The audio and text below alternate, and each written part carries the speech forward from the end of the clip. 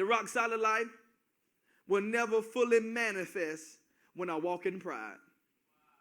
That's so good. The rock solid life will never fully manifest.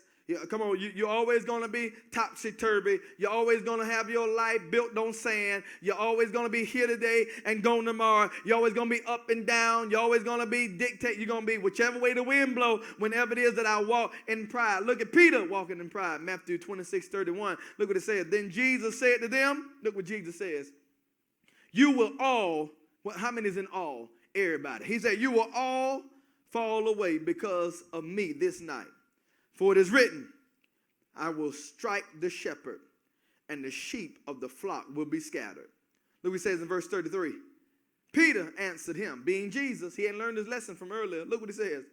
Though they all fall, I can just imagine Peter. Come on, look at me. I believe Peter was doing like this when he said it. I just believe he pointed at Peter was a gangster. I just believe he looked at Thomas and said, he the one gonna fall. I just believe he pointed at them all and said, though they all fall away because of you, I'll never fall away. Can you see it? He says, I'll never do that. No, I'll never do that. Look at Peter walking in pride. The master said that all of you are going to fall. The master said that there's going to be a problem. The master said there's something getting ready to come down the tube and come down the pipe that you guys are not going to be ready for. And Peter said, no, not me. Can I tell you? My Bible tells me in 1 Corinthians chapter 10, verse number 12, it says, he that thinketh he stand, take heed lest you fall. Can I remind you that there'll be some things in this life that you just can't act as if you got it all figured out, but no, you cannot walk in pride. You got to be totally dependent upon the things of God. Look what Jesus told Peter in another place, Luke 22:31.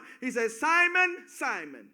That's so good right there, just with that, because he changed his name to Peter. But here he calls him Simon. Look, I'll explain. Simon, Simon, behold, Satan demanded to have you. Satan is demanding to have you.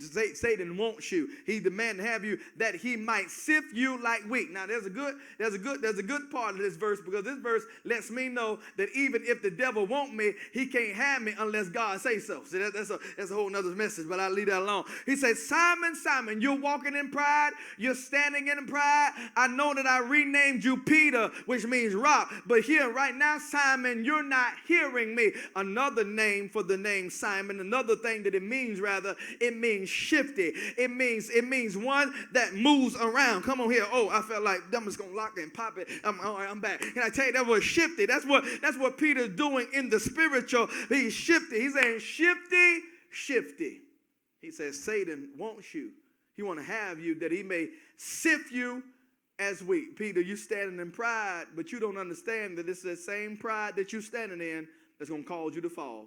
Yeah, Will. Proverbs 16:18 says, pride goes before destruction, and a haughty spirit before a downfall. Look at this quote. I love this quote. It says, the longest journey of any person. We see this in the life of Peter.